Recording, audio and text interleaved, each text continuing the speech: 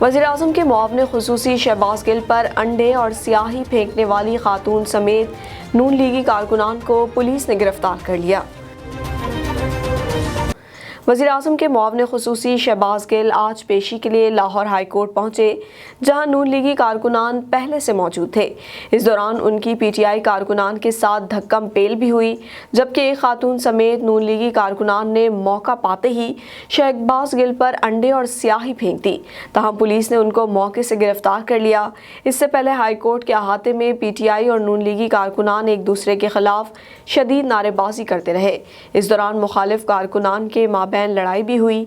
दींगा मुश्ती में एक कारकुन जख्मी हो गया। पेशी के बाद शहबाज गिल का कहना था कि वो वज़ीर-ए-आज़म इमरान खान के जानिसार हैं। बुखलाई हुई अपोजिशन ओछे हथकंडों पर उतर आई है। गाली के जवाब में गाली नहीं देंगे, तशद्दुद के जवाब में मुखालफिन की तरबियत करेंगे। अपोजिशन जो भी कर ले अपने मौक़िफ़ से पीछे नहीं हटेंगे।